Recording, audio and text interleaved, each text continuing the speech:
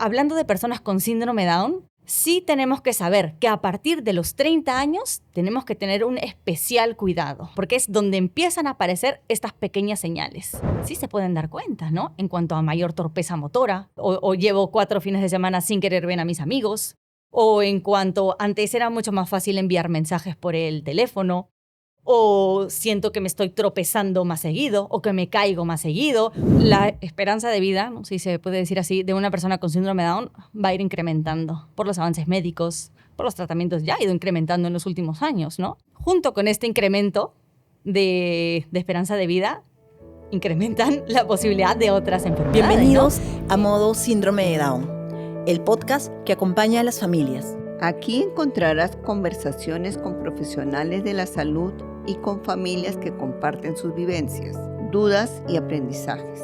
Cada episodio es una oportunidad para escuchar experiencias reales, recibir herramientas y sentirnos acompañados. Porque en este proceso no estamos solos, estamos en modo síndrome de Down. El Alzheimer es una de las principales causas de deterioro cognitivo en el mundo. El tema de hoy es deterioro cognitivo y enfermedad del Alzheimer en personas con síndrome de Down. Bienvenidos a un capítulo más del modo síndrome de Down. En esta ocasión tenemos una invitada muy especial, una persona que la conocí desde que era chiquita y que ahora nos está exponiendo y todo lo que ha aprendido. Ella es Anité Hermosa Puente Arnau, psicóloga por la Universidad de Lima y la Universidad Internacional de Rioja, máster en Educación Especial por la Universidad Complutense de Madrid, psicoterapeuta sistémica, familiar y de pareja. ¿Qué tal, Anité? Bienvenida. Cuéntanos un poquito más de ti antes de empezar con el tema. Muchas gracias. Bueno, soy psicóloga desde una temprana edad, se podría decir, a mediados de carrera. Empecé a darme cuenta que era la discapacidad intelectual hacia donde quería dirigir mi vida profesional. La experiencia del internado, por ejemplo, pude tener mucha intervención con niños, ¿no? Con leucemia. Creo que han hablado de un capítulo anterior sobre la leucemia y el síndrome Down. Mucha intervención en discapacidad intelectual. Entonces fui centrando, terminé la universidad, empezó la pandemia. Estuve trabajando entre la virtualidad y la presencialidad, lo que se permitía, ¿no? Esos años.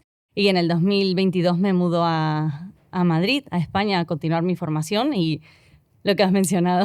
Ay, qué bueno. Muchas gracias por venir a conversar con nosotros. Y ahora estás en Perú asumiendo un reto y que es trabajar directamente con una organización con personas con alguna discapacidad. Así es. Llegué en diciembre y bueno, incorporándome al inicio entre la mudanza desde allá, desde la virtualidad y ya finalmente aterrizada aquí y ya han pasado más de 3 meses que llegué. Wow, pero estás casi recién llegadita. Casi. Entonces, bienvenida nuevamente al Perú. Muchas gracias. Y gracias por compartir este tiempo con nosotros y con nuestra comunidad. A ustedes. Anité, ¿qué es el Alzheimer? ¿Qué es el deterioro cognitivo? Cuéntanos un poquito acerca de esto, que es nuestro tema del podcast. Como dices, el Alzheimer es una de las principales, ¿no?, causas de deterioro cognitivo. Es muy complejo, sobre todo porque, como se sabe, a nivel global no podemos hablar de una cura todavía, ¿no?, para el Alzheimer. Sí de avances en cuanto a tratamientos médicos, psicológicos, intervenciones de la familia, del día a día, pero es complejo, ¿no?, tanto para la persona diagnosticada de Alzheimer como para la familia, ¿no?, para quienes los rodean, para los amigos que ven el día a día el deterioro, ¿no? No estamos hablando de un deterioro normal, esperado del envejecimiento, porque todos vamos a pasar por algún deterioro, ¿no?, en algún momento. Estamos hablando de un diagnóstico puntual, ¿no?, como es el Alzheimer o el deterioro cognitivo. Entonces, ¿eso significa que nuestros hijos con síndrome de Down sí o sí van a tener Alzheimer? Es una pregunta compleja. ¿Por qué? Y todo se explica en base a biología, ¿no? Si hablamos de síndrome Down, por supuesto sabemos que hablamos de una trisomía 21. Aquí el detalle es que es en este par 21, donde está el cromosoma extra, donde se ubica la proteína que está relacionada con el Alzheimer. Entonces, al haber un cromosoma extra, va a haber una mayor producción de esta proteína, por lo cual vamos a tener más posibilidades de acercarnos al Alzheimer, ¿no? ¿Está bien si digo 1/3 más de posibilidades? No necesariamente, no me atrevería a hablar así de estadísticas puntuales, pero de que hayan más probabilidades, sí, porque hay una mayor producción, ¿no? Me preguntaste, Tere, si iban a tener un diagnóstico, ¿no? Si habían más posibilidades, y ahí empiezan a surgir muchísimas variables, ¿no? Sobre todo por lo que cuando nos preguntamos qué es un diagnóstico de Alzheimer, ¿no?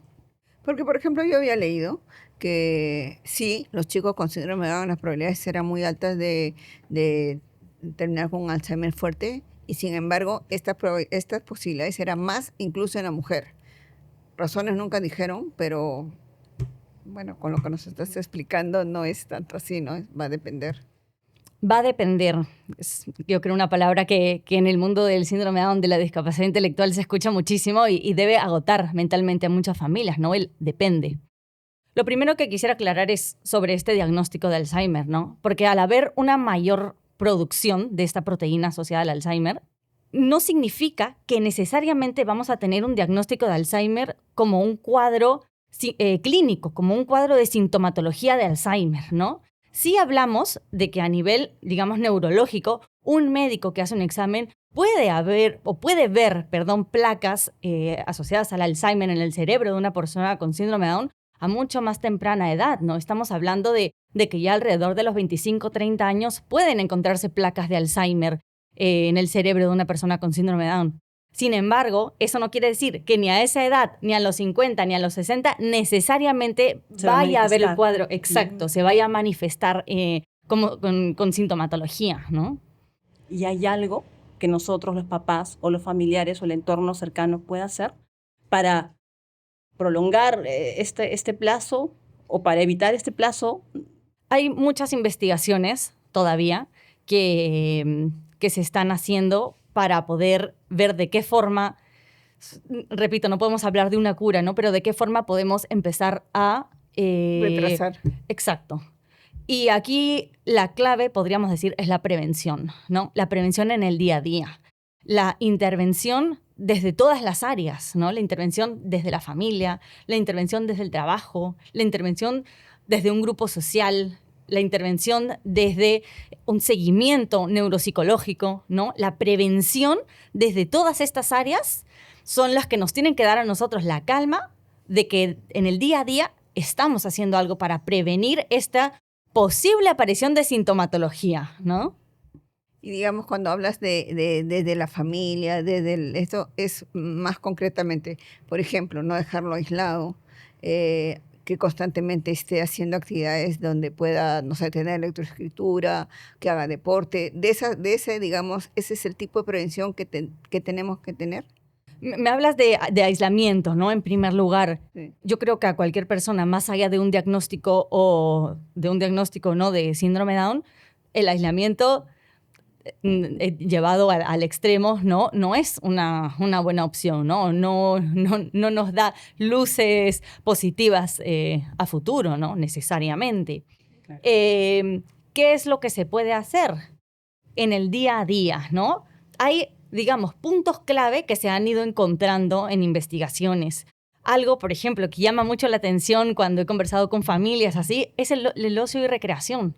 Los tiempos de ocio, de recreación, de gestión del tiempo libre son elementales, son básicos para que la persona pueda llegar a una edad, digamos, avanzada sin mayor deterioro cognitivo o haciendo lo posible para prevenirlo, porque, repito, hay muchas ocasiones en las que más allá de todo lo que hagamos, no necesariamente nos aseguramos, ¿no? Librarnos, por así decirlo, de un diagnóstico, ¿no? Entonces, hablamos de ocio y recreación, hablamos de sueño, hablamos de alimentación, hablamos de trabajo, de productividad, ¿no? No hablamos necesariamente o únicamente de algo que hacer, sino de que ese algo que hacer sea significativo para mí, sea significativo en cuanto a que me exija, ¿no? En cuanto a que me lleve a interactuar con otras personas, en cuanto a cómo me hace sentir a mí esta productividad, este quehacer del día a día. ¿Cómo aporto a todos? ¿Cómo Exacto. sumo a los demás? Exacto, porque y no necesariamente únicamente con eso, que es clave, porque ahí estamos hablando hacia salud mental, hacia salud emocional, ¿no? En el autoconcepto, en cómo yo percibo mi necesidad, mi productividad, ¿no? Sino más en cuanto a nivel cognitivo, qué tanto me exige la tarea, ¿no? Yo puedo tener, por ejemplo, un trabajo, ¿no? En el que voy y todos los días hago un trabajo repetitivo. Pienso ahora cualquier ejemplo que se me ocurre, ¿no? Cerrar chapitas de una botella de plástico, ¿no? Entonces, si eso a nivel cognitivo no me exige, es algo que no me demanda mayor atención, mayores procesos cognitivos, mayores funciones ejecutivas, mayores retos, entonces no necesariamente va a ser una fuente principal de la que yo me puedo... digamos, con la que yo me puedo ayudar para prevenir alguna enfermedad como es el Alzheimer, ¿no? Mira, por ejemplo, te podría dar un caso, ¿no? Un chico que era bastante práctico, trabajaba así en movilidad, ya más, ahorita debe tener como unos 55 años o de repente ya 60, que era bastante funcional, iba al gimnasio. De repente un buen día dijo, ya no voy casi después de la pandemia, ya no voy al gimnasio. Ah, bueno, no quiero ir al gimnasio. ¿Sabes qué? Ya no quiero ir a trabajar. Y ahorita tú lo ves, lo dejé de ver unos 3 años, y es realmente un anciano que a la justa ya va al baño. Entonces yo le digo, y yo pienso, ¿no? Lo dejaron. Porque, ok, no quiero ir a hacer deporte, tienes que ir a hacer deporte. O sea, quizás en algún momento hasta exigirle, ¿no? Si es que él no toma conciencia de lo bueno que es para él. Uh-huh. Ahí tú has hablado algo clave, Tere, que es el identificar un cambio, ¿no? No podemos hablar de algún deterioro si es que no tuvimos alguna vez necesariamente esa capacidad, esa habilidad, ¿no? Las capacidades, las habilidades de una persona con síndrome de Down son, como la de una persona sin síndrome de Down, un espectro amplísimo, ¿no? Entonces, yo sin tener síndrome de Down, por ejemplo, puedo ser, o se me pueden complicar mucho más las matemáticas que el lenguaje, por ejemplo, que comunicación en el colegio. Una persona con síndrome de Down puede tener más habilidades, ¿no?, que otra persona con síndrome de Down, porque por la propia naturaleza, por las oportunidades y demás variables, ¿no? Pero a lo que voy es, esta persona con síndrome de Down, ¿qué deja de hacer, no? No, por ejemplo, deja de hacer deporte, deja de ir al gimnasio. ¿Lo hizo toda su vida? ¿Tuvo una rutina? ¿Le interesó toda su vida? ¿O es algo que, digamos, empezó hace un mes y lo dejó? ¿O es algo que como tenía una edad avanzada, yo dije, que empiece a hacer deporte, ¿no? Mi hermano, mi hijo, mi familiar, que empiece a hacer deporte. Y no engancha con el deporte. No, tenemos que tener una línea base, ¿no? Una línea base para a partir de ahí estar atentos a estas señales de alerta, ¿no? Que pueden pasar desapercibidos por el día a día. Deja de ir al gimnasio. Bueno, a mí también me puede... De hecho, yo iba al gimnasio el año pasado y este año ya no estoy yendo al gimnasio, ¿no? Entonces, estas señales de alerta son las que tanto la familia, pero sobre todo la institución a la que asiste o con la que, digamos, supervisa, monitorea a una persona con síndrome de Down, es la que tiene que estar atenta, ¿no? A estos cambios, a este dejó de, a este antes tenía interés y ya no. Esos pequeños cambios. Claro, o sea, y en realidad, con lo que mencionas, al tener las proteínas en más cromosomas, porque tienen 3, claro, la tendencia es a que pueda desarrollar de que cualquier falta de actividad, cualquier problema que tenga pueda terminar desarrollando la enfermedad. Hay más probabilidades, ¿no? De hecho, si hablamos de porcentajes, ¿no? A partir de los 60 años, hablamos de más de un 70% de personas con síndrome de Down que ya pueden tener un diagnóstico de Alzheimer. No necesariamente un cuadro clínico, ¿no? Repito, a nivel neurológico, la foto del cerebro puede decir que hay Alzheimer, pero a nivel del día a día puede ser que no haya ninguna sintomatología, ¿no? ¿De que hay mayor probabilidad? Sí. ¿Cómo puedo darme cuenta que algo está cambiando? ¿Cómo puedo diferenciar un desgano simple, un no quiero ahora, de algo que puedan ser alarmas claras y no las esté viendo? Yo creo que aquí lo principal, y esto lo digo con mucho cuidado, porque aquí la idea de dar información y de tener tantas investigaciones no es preocuparse, sino ocuparse, ¿no? Mientras yo más conozca, sí, puede generarme más ansiedad, pero ahí está la gestión de esta ansiedad para que esta preocupación se convierta en, ok, ¿qué hago ahora con todo esto que sé? ¿No? Hago esa pequeña introducción para decir, estar atenta a cualquier señal, ¿no? A cualquier cambio que pueda haber, sin que eso afecte como familiar mi salud mental, como profesional mi tranquilidad del día a día o mi estabilidad, no, pero estar atentos, ¿no? A estos pequeños cambios que muchas veces pueden ser una sumatoria, ¿no? Algo aquí puntual es la edad, ¿no? Hablando de personas con síndrome Down, sí tenemos que saber que a partir de los 30 años tenemos que tener un especial cuidado, ¿no? Un especial cuidado, porque es donde empiezan a aparecer estas pequeñas señales.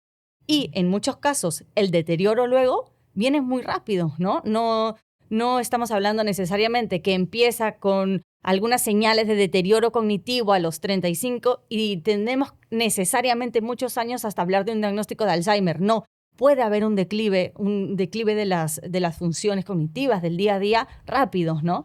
Entonces, a partir de los 30 años es clave estar atento a todos estos cambios que pueden surgir. ¿Y ellos se dan cuenta?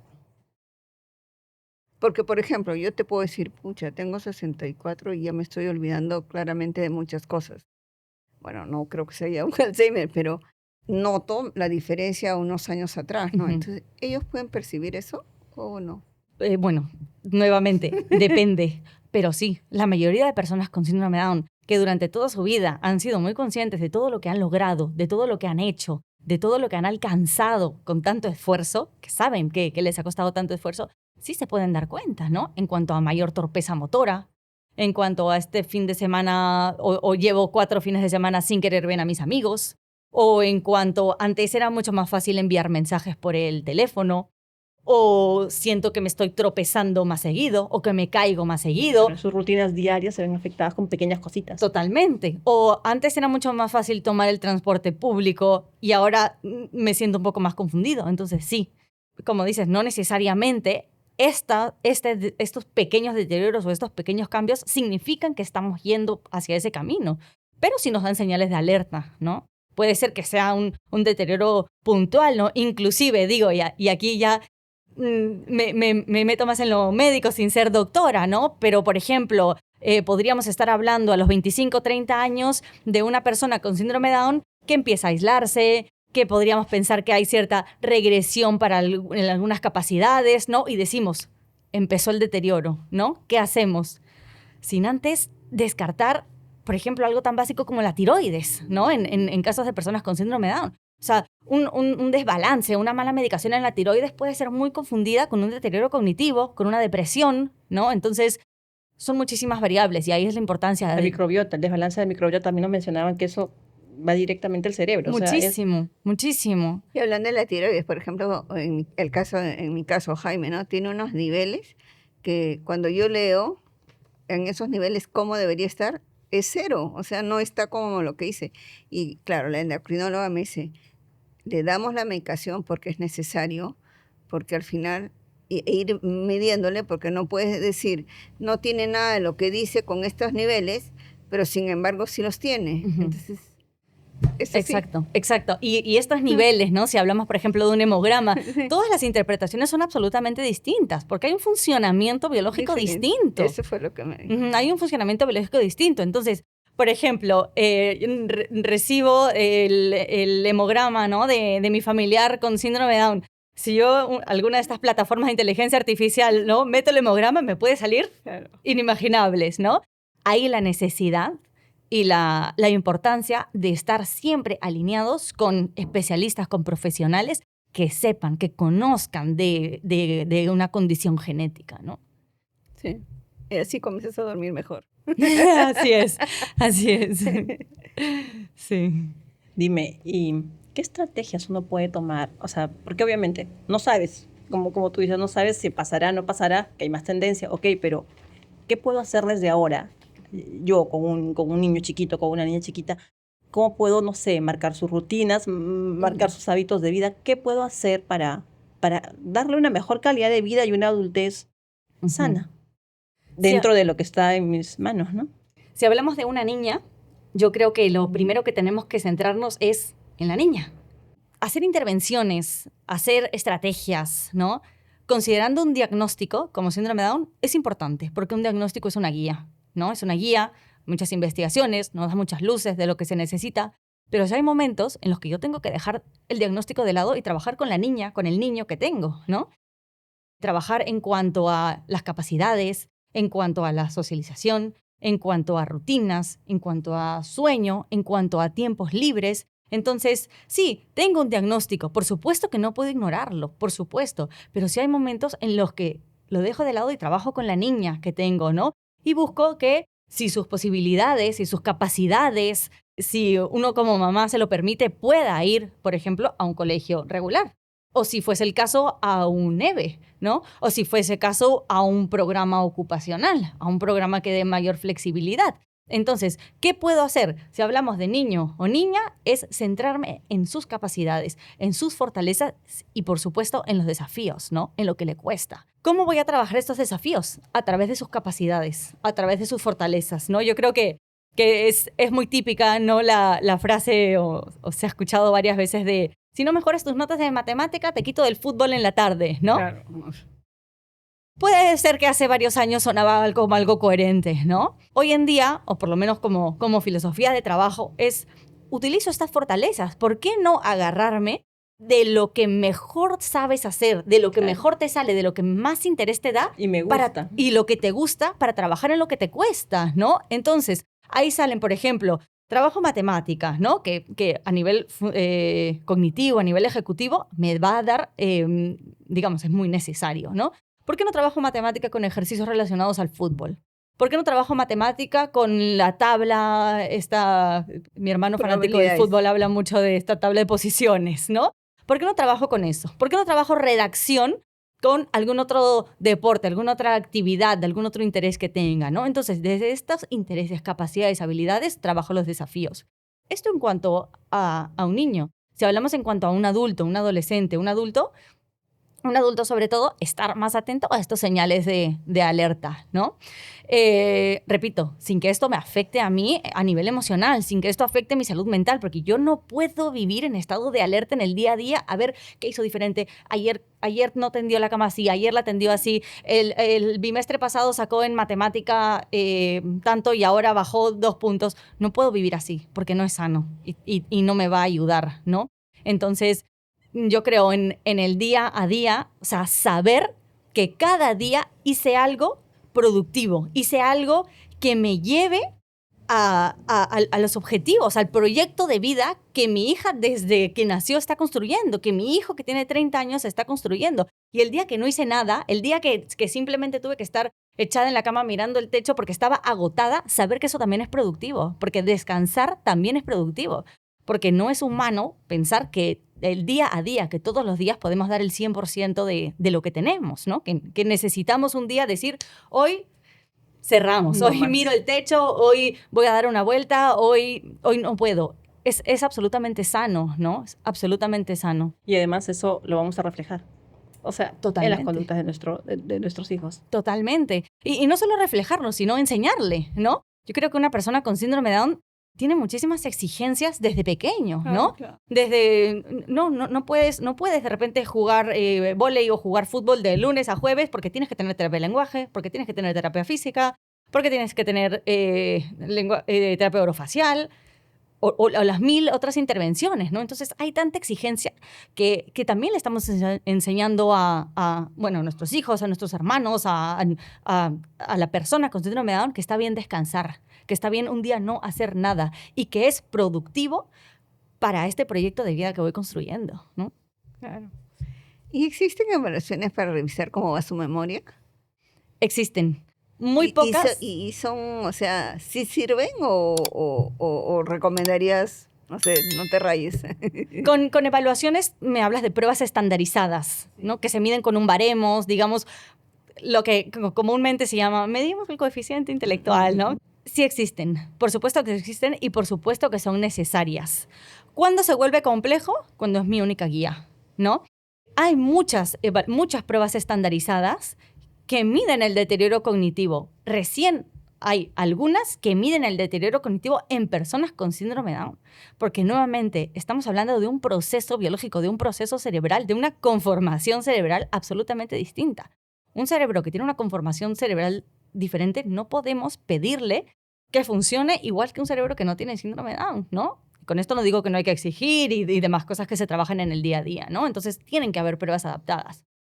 Hay pruebas adaptadas que se recomienda tomarlas en los 20 cortos años, en la década de los 20, para tener una línea base, digamos, en el que se supone que es, ¿no?, el mejor momento de una persona con síndrome de Down a nivel cognitivo, ¿no? Para que a partir de eso yo pueda hacer un seguimiento en los años posteriores. Claro. Exacto. ¿Qué pasa? Que las pruebas estandarizadas para personas con síndrome de Down o síndrome de Down siempre van a tener muchísimas variables.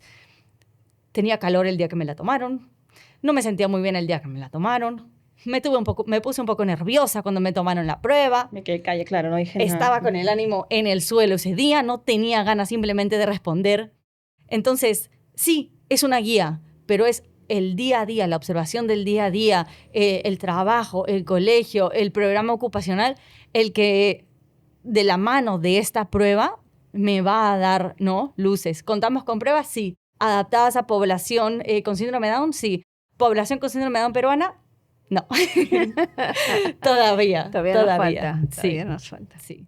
Hay adultos con síndrome de Down que llegan a la ancianidad y no tienen Alzheimer. ¿Se han registrado casos? Y se van a empezar a registrar más. La esperanza de vida, ¿no?, si se puede decir así, de una persona con síndrome de Down va a ir incrementando por los avances médicos, por los tratamientos, ya ha ido incrementando en los últimos años, ¿no? Junto con este incremento de esperanza de vida, incrementan la posibilidad de otras enfermedades, ¿no? Hace años casi no se hablaba de población de adulto mayor con síndrome de Down. Hoy en día Sí, pues. hay pocos, pero hay. ¿Qué va a pasar? Que sí, que como las probabilidades de tener Alzheimer a una edad avanzada en síndrome de Down son mayores, van a haber mayores diagnósticos de Alzheimer, ¿no? Pero repito, no necesariamente una manifestación clínica, una manifestación sintomatológica, no necesariamente lo va a vivir la persona. ¿De qué va a depender? Nuevamente, muchísimas variables y, por supuesto, naturaleza, ¿no? Naturaleza, oportunidades, experiencias, pero la naturaleza también tiene un componente ahí importante, ¿no? En algún momento una persona me dijo, cuando veía a mi hija, me dijo, en este momento se va a enfrentar a un mundo y puede tener muchas frustraciones porque se va a dar cuenta que el mundo va a una velocidad y de repente ella no va a esa velocidad. Entonces me dijo, ahorita que agarre un deporte. El deporte es estabilidad emocional para cualquier ser humano, para cualquiera. Y me dice, pero ella puede tener mucho más retos y mucho más frustraciones. Así que coja eso como una bandera porque eso va a ser una fortaleza para más adelante, para que maneje cualquier otra cosa, o sea, para que sea un ancla, para que sea un desfogue, para que sea un desfogue. ¿Y qué opinas de eso? Yo creo que el deporte es algo, digamos, de donde se pueden sacar infinitos objetivos, ¿no? Dejando de lado el objetivo de actividad física, ¿no?, que es lógico, objetivos de destacar, ¿no?, objetivos de rutina, objetivos de socialización, objetivos de disciplina, de responsabilidad, de procesos cognitivos, de llega el fin de semana y tengo que contar, tengo que hablar, tengo de qué me pregunten en el colegio, tengo de qué me pregunten en el trabajo. Los objetivos que se pueden hacer de un deporte son infinitos, ¿no? Como digo, si hablamos de eso, del área de deporte, del área social, del área cognitiva, del área familiar, del área emocional. Y además hay un dicho, los amigos de deporte son los mejores amigos. Así es.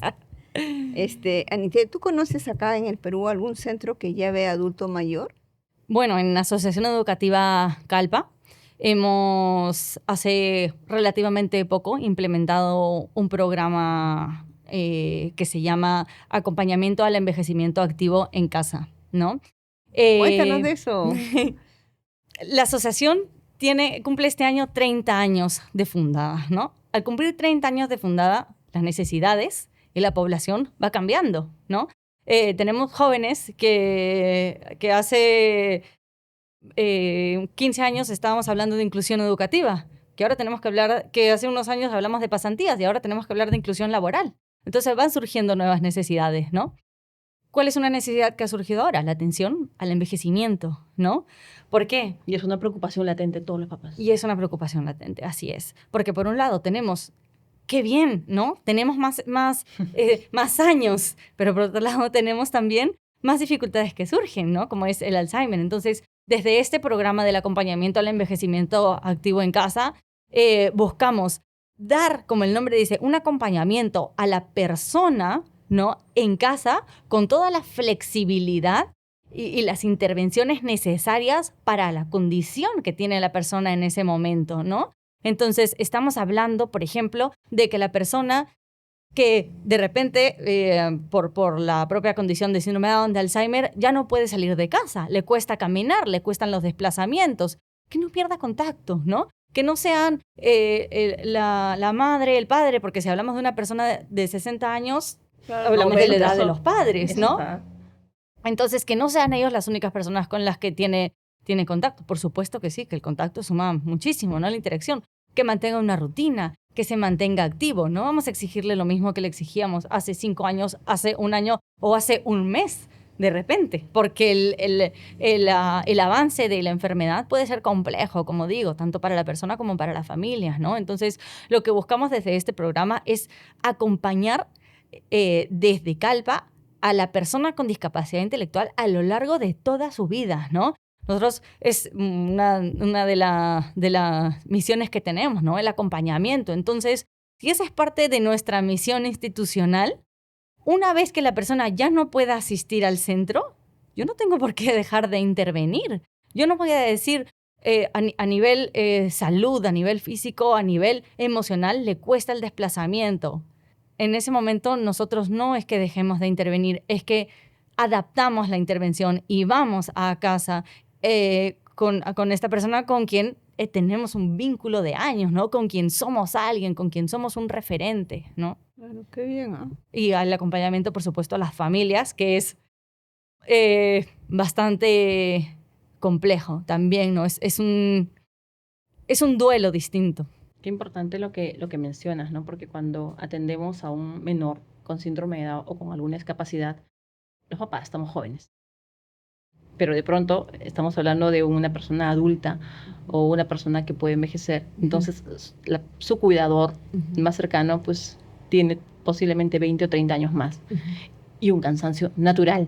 Entonces, estamos hablando quizás hasta de 2 personas a las cuales atender, ¿no? Exacto, exacto. Y 2 personas que están transitando cambios. Y estoy viviendo el duelo de mi envejecimiento y el duelo del envejecimiento de mi hijo.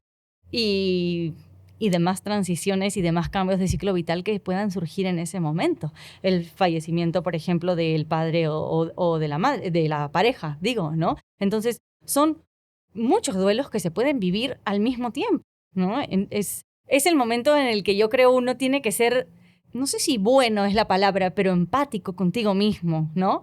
Porque si yo vuelvo a la otra idea, si yo pretendo que voy a dar el 100%, ¿no? Desde que nace mi hijo, yo tengo 35 años, nace mi hijo con síndrome de Down, hasta que yo tengo 95 años y mi hijo tiene Alzheimer, si yo todos los días de mi vida pienso que puedo dar el 100%, me voy a agotar porque no es posible. No es real, además, porque ¿sabes qué? Puedes querer mucho a tu hijo, puedes tener un alma de mamá y haberte dedicado 100%, pero te agotas. Llega un momento en que realmente estás agotada, ¿no? Totalmente. Y como digo, ahí verle también este valor de me agoto, me canso y le estoy enseñando a mi hijo que es válido, que está bien cansarme, que está bien sentir hoy día no tengo ganas de nada, ¿no? Claro, a partir de ahí, si ya vemos que es algo a largo plazo, no es que voy a echarme decir yo también estoy agotado y digo, no, actúo, pero desde ser bueno con uno mismo, ¿no? Yo creo que va por ahí. De aceptarte. Wow. Y es lo que más nos cuesta a las mamás de repente, o sea, dejar tiempo para nosotros. Dejar tiempo. Hay algo que me resulta un poquito preocupante dentro de lo que mencionas, cuando ya una persona llega a ser adulta y tiene síndrome de Down, lo más probable, de acuerdo al el reloj natural, debe haber perdido ya a sus abuelos. Ujú. Entonces, si tiene una cercanía con ellos, muchos abuelos adoran a sus nietos, han pasado entonces un duelo o dos duelos de la pérdida. ¿Cómo manejamos el duelo de pérdida de familiares? Suponiendo que los papás estén ahí, pero los abuelos, o sea, no digo que quiero que eso pase, sino que Sí. naturalmente los abuelos se irán primero, ¿no? Eso Ujú. no Es lo común. es lo común. ¿No? Es lo común. El tema del duelo es complejo. Es complejo sobre todo porque pasamos a una situación que va más abstracto, ¿no? El pensamiento abstracto en el sentido de ¿y dónde está? ¿No? Entonces, todo esto relacionado al pensamiento abstracto ha sido siempre complejo desde que nació para una persona con síndrome de Down, ¿no? Es mucho más fácil ir a lo concreto, ¿no? Que yo hable de hoy día voy a preparar fideos rojos el próximo mes voy a preparar, ya el futuro es algo complejo, ¿no? Entonces, el duelo es muy complejo. Ahí hay claves, ¿no? Y lo primero es adaptar la información, adaptar la intervención a la persona que yo tengo enfrente, ¿no? A como yo vea que va a ser más sano procesar.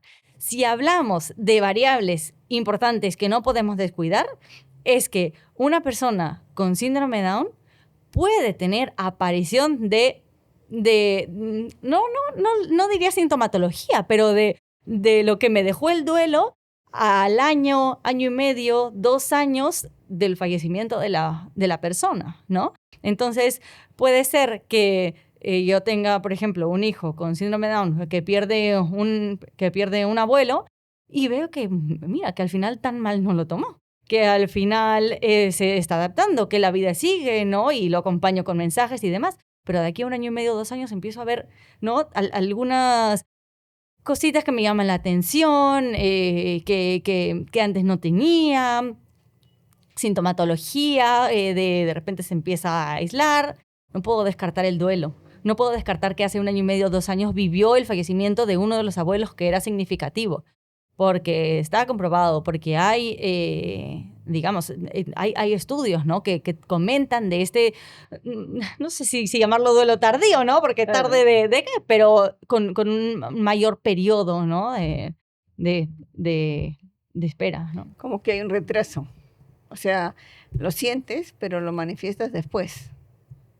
Después más fuerte, digamos. Sí, no, inclusive no sé si hablaría de retraso, ¿no? Porque una persona sin síndrome de Down puede, digamos, hacer 6 meses y en los 6 meses, a partir de los 6 meses que perdí a un familiar cercano, empiezo yo también esta rutina, no iba bien, ¿ahora qué me pasó? Entonces, sí, o sea, sí tenemos que saber que año y medio, 2 años hay que estar más atentos, ¿no? Eso sí es muy importante a considerar, que se puede dejar de lado muchas veces o que se puede pensar, no se dio cuenta, ¿no? Claro. O quizá prepararlos, ¿no? Ir preparándoles, por si acaso tu abuelito, tu abuelita están mayores, en cualquier momento, no sé, o sea, yo estoy pensando en mi hija y digo, ¿cómo la voy preparando para que no tenga una caída, no se deprima, no pueda agilizar ciertos procesos, o sea, que de manera que yo pueda pueda hacer algo? En la naturalidad de lo que significa la muerte de una persona, ¿no? Porque más allá de que pueda ser una tragedia muchas veces, es algo natural, ¿no? Es algo que se espera, perder a los abuelos. Entonces, hablar de la muerte, no digo que no se deba hacer, digo que tiene que ser con cuidado, porque tampoco queremos generar ansiedad de, ¿no? Tengo Claro, 8 en años cualquier y... momento se va mi abuelo. Exacto. También conocer cuál es el nivel de comprensión que tiene la persona, mi hijo, mi hija, niño, niña, en ese momento, ¿no? Entonces, no digo que no se deba tocar, pero digo que en el momento en el que se aborda es con la naturalidad que amerita que en algún momento vamos a perder a nuestros abuelos, ¿no? Claro, para que lo vaya entendiendo, para que lo vaya procesando, para que... Sin crearle esta Sin crearnos... ansiedad, ¿no? Mira. Más yo creo que todas las mamás tenemos ese gran temor. O sea, el gran temor de enfrentarnos a una adultez. O sea, y te lo digo como mamá que he conversado con otras mamás y es, tengo miedo. Ujú. Tengo miedo que viene o tengo que cuidarme porque soy yo. Y lo vemos en charlas, en eventos, vemos la población y acá todas son mamás. Ujú.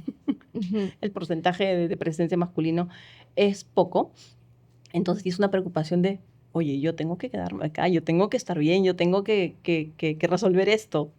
Que es una presión en el día a día también, que para todas las presiones que ya tenemos, ¿no? De todas las exigencias o autoexigencias para el bien de mi hijo, de mi hija, esa es una presión más y que no necesariamente va a depender de uno, ¿no? O sea, uno puede hacer todo lo posible para estar bien, para estar sano y la vida no lo decide así, ¿no?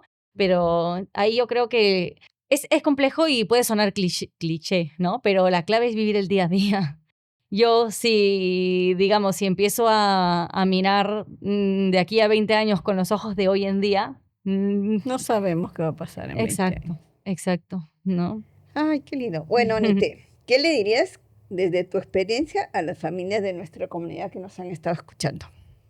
Desde mi experiencia, eh, yo les diría que se informen, que conozcan del tema, que aprendan, pero que todo esto, ¿no? No deje de lado la naturalidad de la relación con mi hijo, con mi hija, con mi hermano, con mi primo, con mi amigo, ¿no? Es bueno estar informado, es bueno conocer estrategias, es bueno conocer intervenciones, es bueno conocer qué es lo mejor, qué necesita, pero sin perder la naturalidad de la relación, que al final es lo que va a hacer rico el día a día de la persona. Al final es lo que le va a dar ese valor humano, ¿no? Al final es lo que va a llenar de vida la vida de esa persona, ¿no? Si yo me quedo, me dijeron que si pasaba esto tenía que hacer esto, ¿no? Me dijeron que si, No. que lo cargue así, que la terapia, qué tal, y eso hace perder la naturalidad del ser hermana, del ser mamá, del ser amiga, del ser psicóloga. No podemos dejar que eso pase, ¿no? Es mirar, por supuesto, como dije, el diagnóstico, saber todo lo que está asociado, pero ver siempre a la persona que tiene que estar delante de ese diagnóstico para tener una vida con ella rica, significativa y, como siempre decimos en Calpa, feliz. Claro. Tú sabes que con lo que has dicho me traes a la memoria algo que me dijo una persona que trabajaba con mi hija y me dijo, mira, avanzamos las terapias, las tenemos tales fechas, están programadas, pero cuando haya cumpleaños te vas al cumpleaños y cuando hay un viaje te vas al viaje. O sea, se posterga Vive. la terapia. Así no hay es. forma que una terapia supla un viaje, supla un cumpleaños, supla un almuerzo Así en es. familia. Eso no existe y a mí me avisas y se posterga. No pasa nada. Entonces, wow, para mí fue porque al comienzo uno era, no pierdas la terapia, no importa si no comes, si no vives, si es de noche, si es de día, la terapia se queda. Eso era un discurso en el que no hay que ser exigente con esto, pero no, ella me hizo ver las cosas de una manera absolutamente diferente. Y desde que yo empecé con Lucía era, no, cumpleaños, es cumpleaños. Y si alguna terapeuta me decía, no, muchas gracias, Gracias. hasta que no más. Porque tiene que vivir. Y eso es ser mamá antes que todo, antes que organizadora de rutinas, antes que buscar contactos de terapeutas, antes que profesora, antes uno es mamá, ¿no? Y siendo mamá es lo que hay que hacer, que mi vida tenga, que mi hija, mi hijo tengan una vida lo más feliz, lo más autónomo, lo más rica posible, ¿no? Que sean felices el día a día. Sean Y creo que felices si en comenzamos a valorar eso, también nosotros somos más felices. y uno se relaja más, y uno se autoexige menos, y uno es más feliz también. Solo que es un proceso, pues, ¿no? Un proceso. Bueno, Anite, muchas gracias por haber venido. Seguramente esto va a desencadenar algunas preguntas por redes. Si te comprometemos desde ya, de repente en otro momento puedas regresar o a escribirte para responder a Encantada. las dudas que puedan generarse. Y yo creo que es importante tocar estos temas, por más temores que nos den, porque de repente naturalmente nos asustan ciertas cosas. Pero conocer lo que existe nos ayuda. Gracias por tu presencia y bienvenida nuevamente al Perú, que Gracias. sabemos que tu estadía va a ser fructífera y buena para muchas generaciones de chicos. Gracias, desde gracias. empezar a con ustedes. este tema, mira, un tema tan difícil. Sí, de Complejo. verdad, muchas gracias. Gracias a ustedes. queridos amigos, estamos cerrando un capítulo más de este podcast. No se olviden de seguirnos. Estamos en Facebook, Instagram, TikTok. Ya estamos en Spotify y nuestra plataforma principal, que es YouTube. Suscríbanse para generar un grupo mayor de tener una comunidad mucho más fuerte. Gracias y nos vemos pronto. Hasta luego.